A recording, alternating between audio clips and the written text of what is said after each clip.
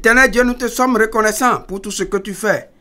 Merci de nous emmener encore à tes pieds pour nous enseigner. Révèle-nous, Seigneur, tout ce qui est nécessaire, tout ce qu'il faut comprendre par rapport à ta vision, la vision céleste, afin que nous puissions marcher dans ta vision et qu'à la fin, nous soyons heureux pour toujours avec toi. Merci, Père, de nous avoir exaucés. Au nom de Jésus, nous avons prié. Amen.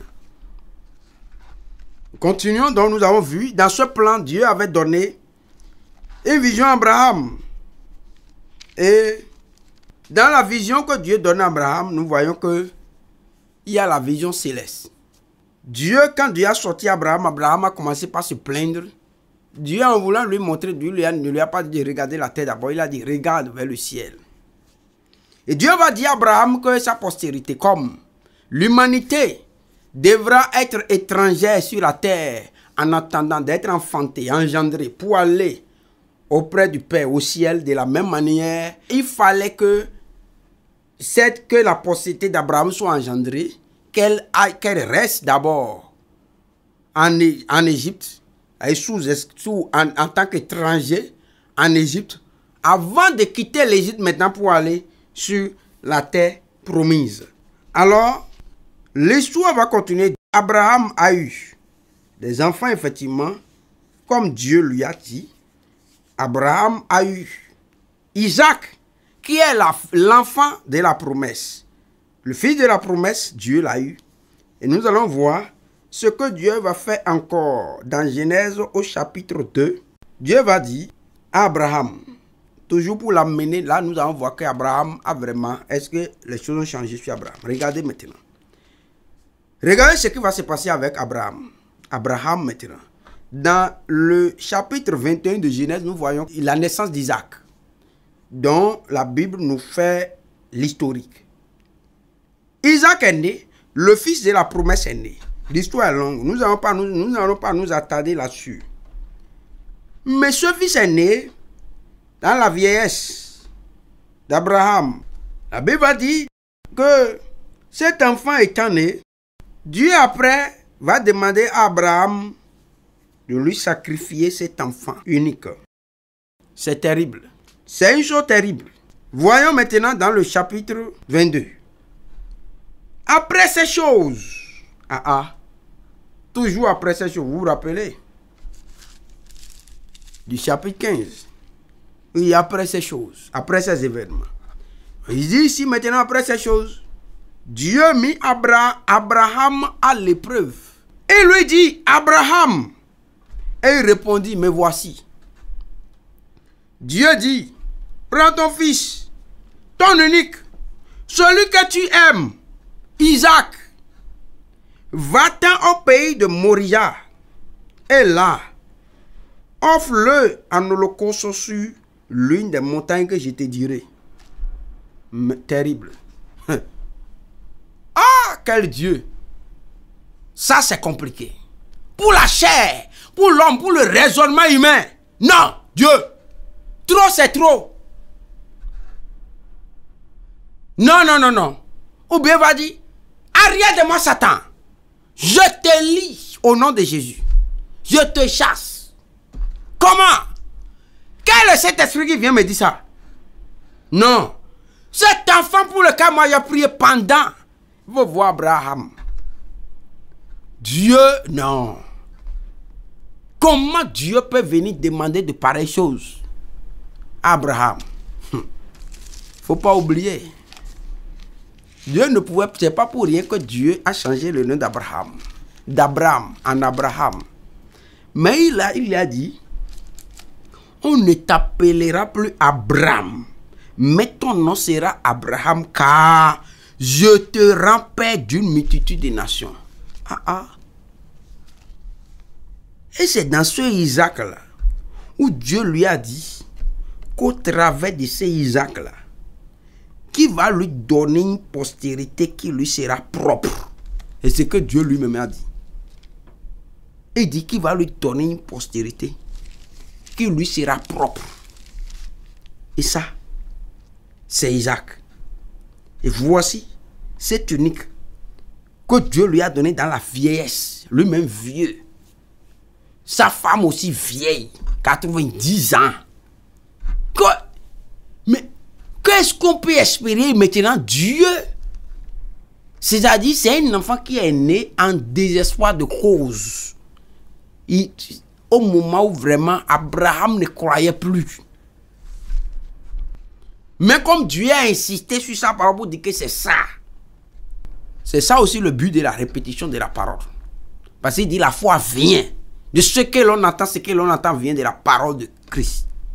Donc Dieu insiste. Et Abraham veut le tout veut commencer. Dieu revient encore à la charge. Il parle à Abraham. Il répète les mêmes promesses. C'est pourquoi tu as besoin d'entendre les promesses du ciel, de l'enlèvement. Jésus va venir nous enlever tous les jours. Tu dois entendre ça. Et pour être qualifié, il te faut te repentir. Et il te faut te donner à Jésus-Christ. Et il te faut marcher dans la sanctification. C'est ça. Tous les jours, tu as besoin d'entendre ça. Pour que ta foi ne puisse pas s'étioler, défaillir. C'est ça. Donc Dieu a tellement chargé Abraham de même promettre de la parole jusqu'à ce que ça crée la foi dans son cœur. C'est ça. Et finalement, s'il n'avait pas la foi, ce n'est pas possible. On va dire, mais Dieu veut lui-même tester maintenant la foi. Vous comprenez? Regardez pourquoi il va tester la foi. Allons voir dans 1 Pierre, au chapitre 1, il dit, verset 3. 1 Pierre, chapitre 1, verset 3, il dit, béni soit Dieu le Père de notre Seigneur Jésus-Christ, qui selon sa grande miséricorde, nous a régénérés pour une espérance vivante par la résurrection de Jésus-Christ d'entre les morts. Pour un quoi? Pourquoi? Pour un héritage qui ne se peut ni corrompre, ni souiller, ni flétrir, lequel vous est réservé dans les cieux. Lequel vous est réservé où? Dans les cieux. Ok. À vous qui, par la puissance dont il y a un héritage qui est réservé, à qui? Ceux-là qui sont sauvés, qui ont choisi de marcher avec Jésus, il y a un héritage qui est réservé dans les cieux. Maintenant, il dit à vous qui, par la puissance de Dieu, êtes gardés par quoi? Qu'est-ce qu'il garde? Par la foi. Pour le salut prêt. Donc c'est la foi qui garde quelqu'un en Jésus-Christ. Qui garde quelqu'un en Dieu pour qu'il marche avec Dieu. Vous qui êtes gardés par la foi pour le salut prêt à être révélé dans les derniers temps. Verset 6, c'est là ce qui fait votre joie. C'est-à-dire l'espérance de ce salut, il a fait la joie des croyants. Quoique maintenant, puisqu'il le faut. C'est là le problème. C'est là il vient. Il dit quoi que maintenant? Qu'est-ce qui se passe maintenant? L'épreuve. Vous soyez attristés. Vous voyez, vous pensez que Abraham n'était pas attristé quand Dieu lui a dit ça. Vous pensez que quand Dieu a dit, Abraham, va sacrifier ton unique fils, Isaac. Abraham a dit, oh youpi, Dieu, tu es gentil, c'est bon. Et il s'est levé, mais non, vous blaguez comme ça. C'est pas ça.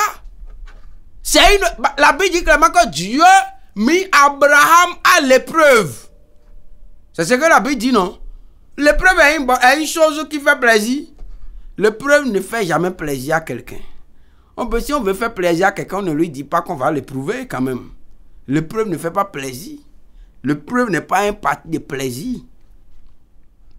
Alors il dit, quoique, il dit, c'est ce qui va faire votre joie, quoique maintenant, puisqu'il le faut, il faut que quoi? Il faut que vous soyez attristés. C'est nécessaire. Il le faut. C'est ça la vision céleste. Il le faut. Que vous soyez attristés pour un peu de temps. C'est un peu de temps parce que le temps que l'homme tu vas passer sur la terre comparé à l'éternité là, mais c'est rien. C'est rien, c'est pour un petit temps. Un peu de temps par diverses épreuves. Il faut.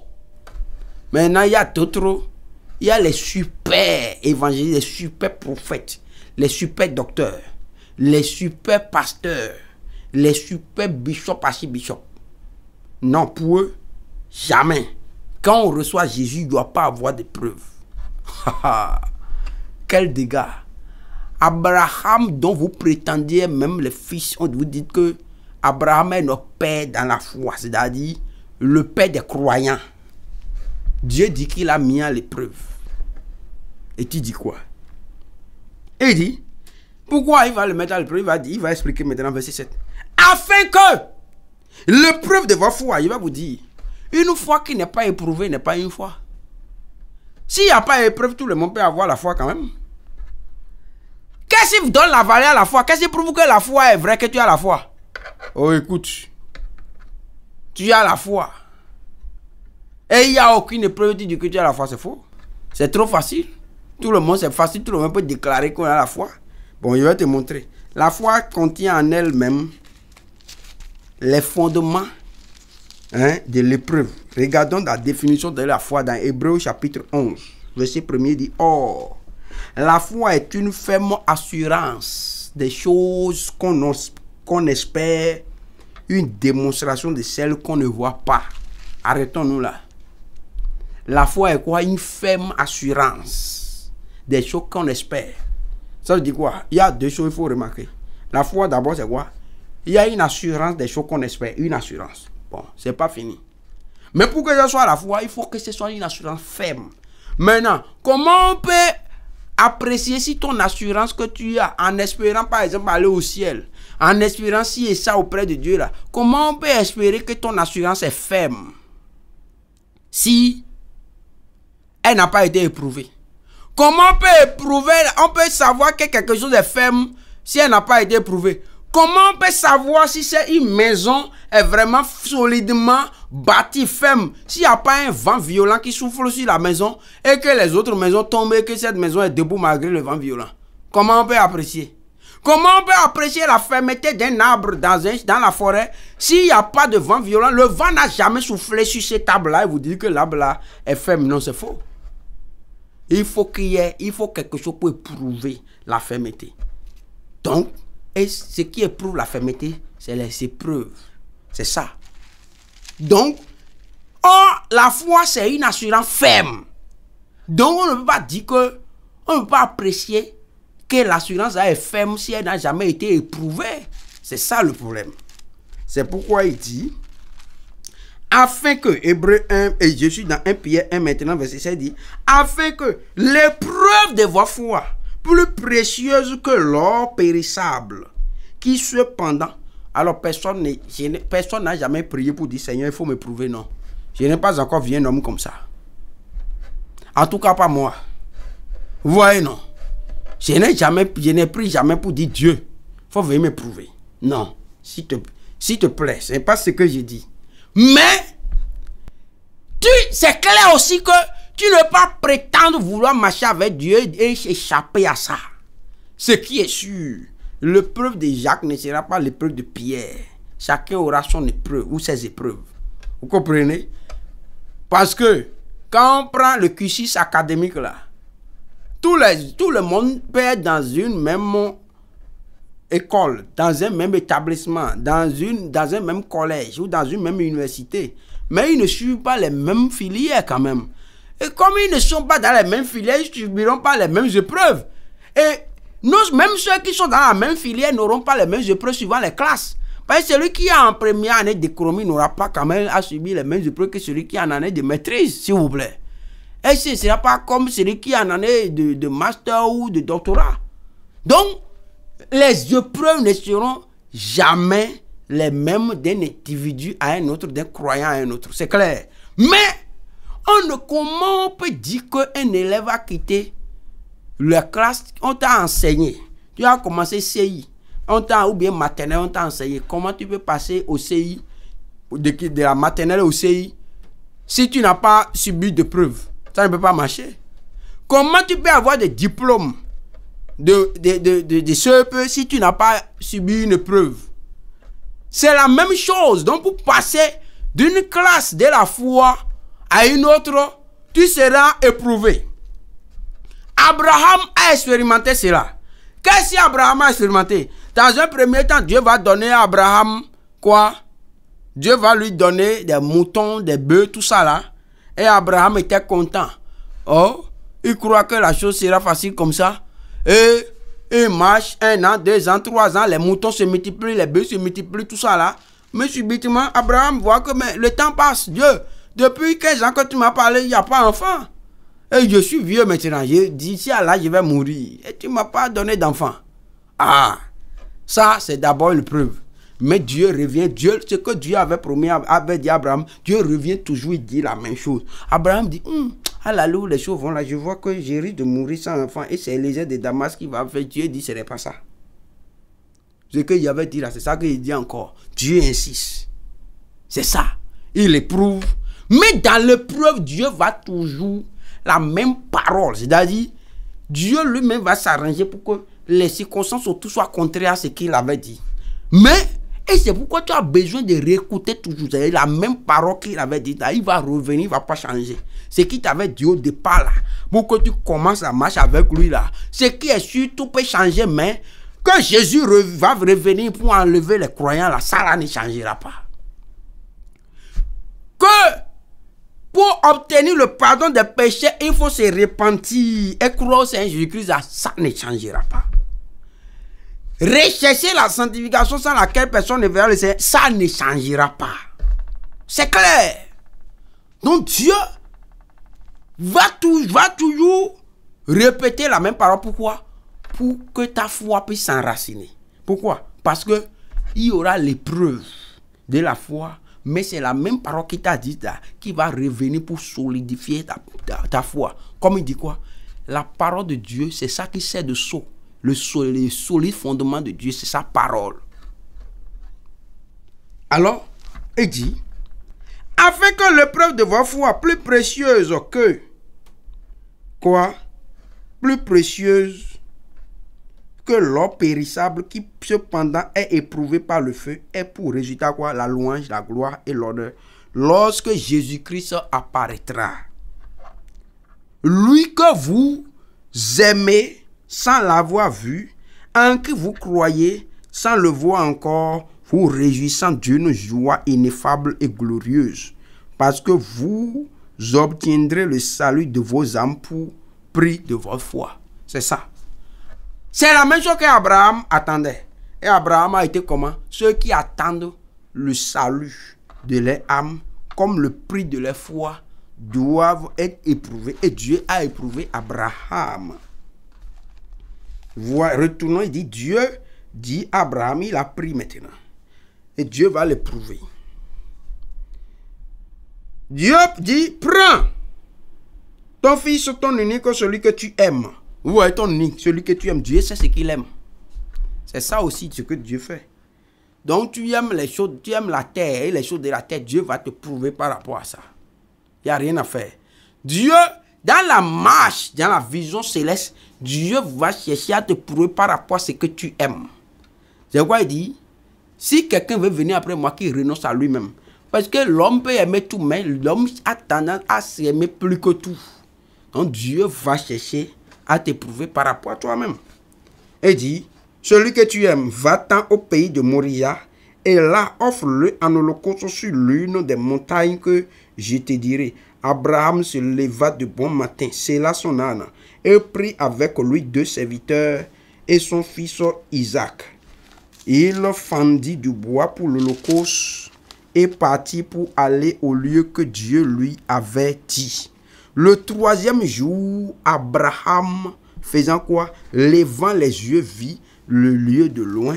Et Abraham dit à ses serviteurs, restez ici avec l'âne, moi et le jeune homme, nous irons jusque là pour adorer et nous reviendrons auprès de vous. Abraham prit le bois pour l'holocauste, le chargea sur son fils Isaac et porta dans sa main le feu et le couteau, et ils marchaient tous deux ensemble. Alors Isaac, parlant à Abraham, son père, dit, mon père. Et il répondit, me voici, mon fils. Ici, qu'est-ce qui se dessine? Toujours nous sommes en train de voir la vision céleste. Alors Abraham était quoi? Était le tableau sur lequel l'ombre de ce que Dieu est en train de construire, sera dessiné. Le tableau sur lequel le plan architectural sera dessiné. Et là, vous voyez, Abraham, on a vu qu'Abraham était quoi? Était le Père, était comme Dieu. Est la préfiguration de Dieu. Ici, Isaac est la préfiguration de Jésus-Christ. Isaac est la préfiguration de Jésus-Christ. Alors, Isaac en tant que préfiguration de Jésus-Christ. Donc, vous comprenez, c'est une épreuve pour Dieu. De laisser son fils aîné Jésus-Christ venir mourir. Ce n'est pas facile. Mais Il n'avait pas autre choix. Dieu a fait une alliance avec Abraham. Cette alliance que Dieu a fait avec Abraham est la préfiguration, c'est l'alliance au travers de laquelle Dieu va pouvoir s'introduire pour avoir des raisons. Pour que Dieu puisse avoir des raisons. Pour que Satan, le diable, l'ennemi de l'humanité ne trouve rien à reprocher à Dieu. Dieu qui est le légaliste, Dieu va faire les choses méthodiquement, étape par étape. Il ne va brûler aucune étape. Parce que s'il brûle une étape, Satan va venir le contredire sur l'étape qu'il a brûlée. Alors, Abraham sera le point de contact au travers duquel Dieu va mettre en place le schéma de tout ce qu'il veut faire.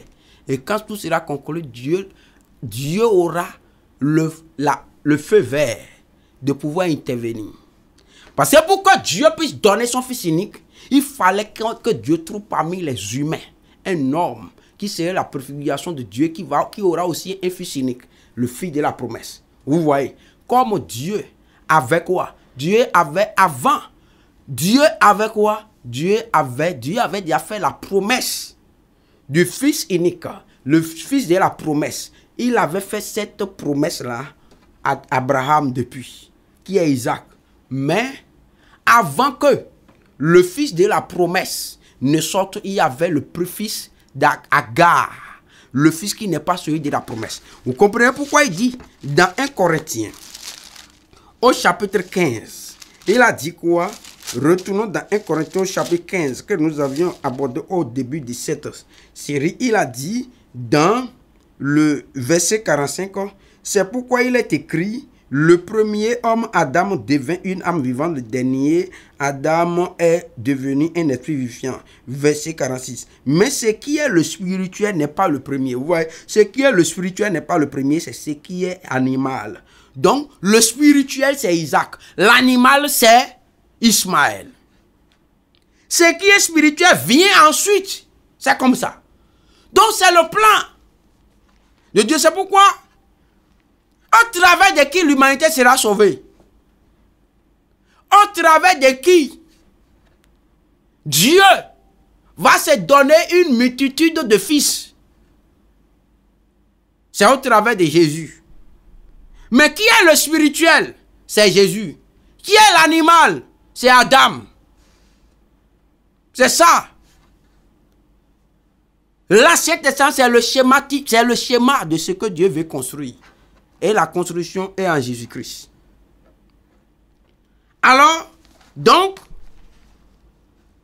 Ismaël sera alors quoi? Quel symbole? Le symbole de tout sera la préfiguration de tous les hommes qui étaient sur la terre. Depuis Adam jusqu'à ce que Jésus vienne. Ismaël est le symbole, est la préfiguration de tous ces hommes. Vous comprenez? Ismaël est la préfiguration de tous les hommes qui sont nés d'Adam jusqu'à ce que Jésus vienne. C'est ça. Et Isaac est la préfiguration de Jésus. Mais, que ce soit les hommes, tous les hommes, et vous voyez, il dit quoi? L'autre est terrestre. Adam est terrestre. Le premier Adam est terrestre. Le deuxième Adam, Jésus, est céleste.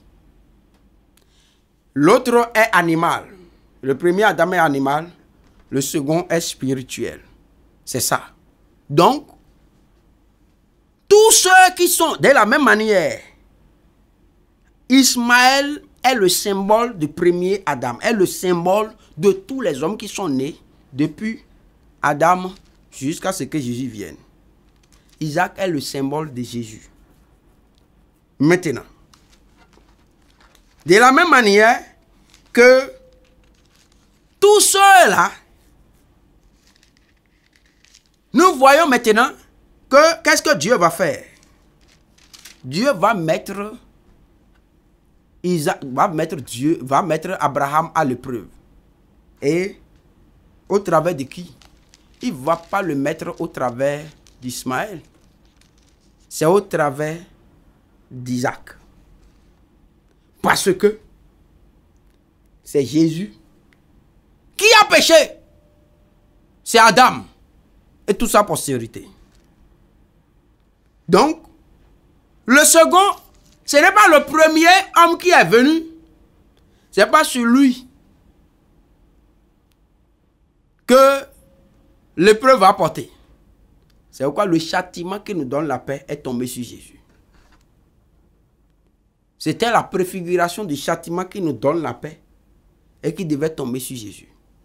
Dieu n'a pas dit, Dieu pouvait dire, hey, prends Ismaël, va le sacrifier pour moi, écoutez.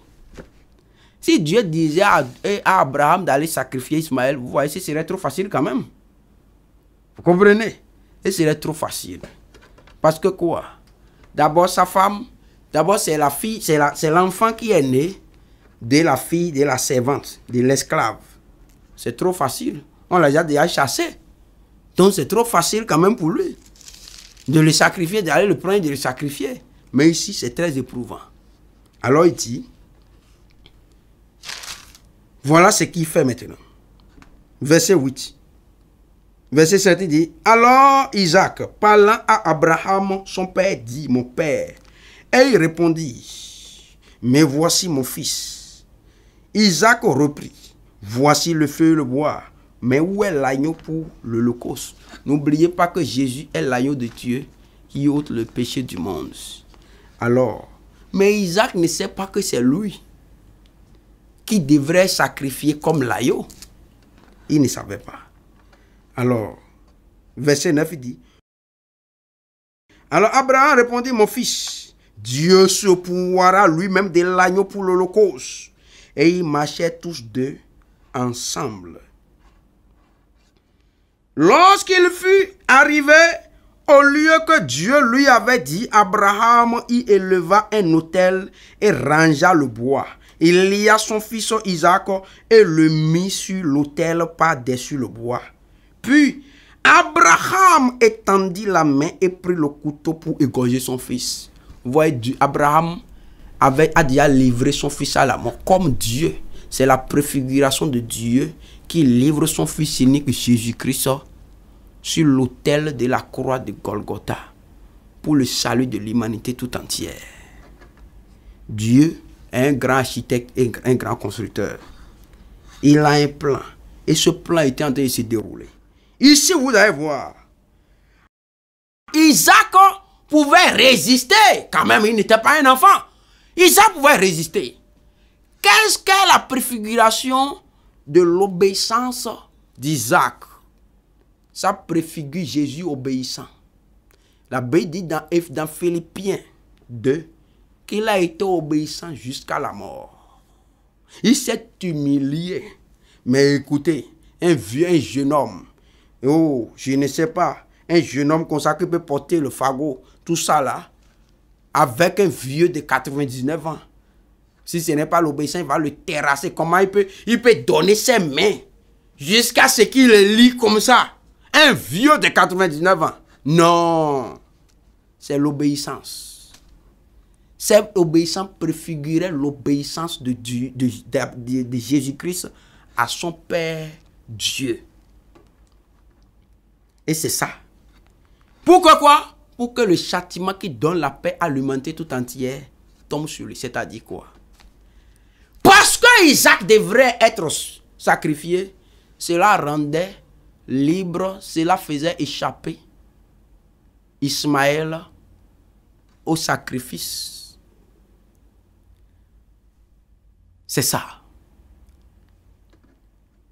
Que le Seigneur nous donne la grâce, comme nous poursuivons cette histoire, de pénétrer dans la profondeur du plan de Dieu pour l'humanité et de la vision que Dieu a pour l'humanité. La vision céleste. Seigneur éternel Dieu, nous voulons te dire infiniment merci. Comme nous venons au point où nous voyons l'obéissance d'Isaac en tant que préfiguration de Jésus-Christ. Que tu nous donnes la grâce d'être obéissant, de nous humilier, d'être obéissant comme toi, Jésus, jusqu'à la fin de notre course et que nous puissions recevoir la récompense avec les sanctifiés. La grâce pour obéir à tous égards nous soit accordée. Nous te disons merci parce que tu nous as exaucés.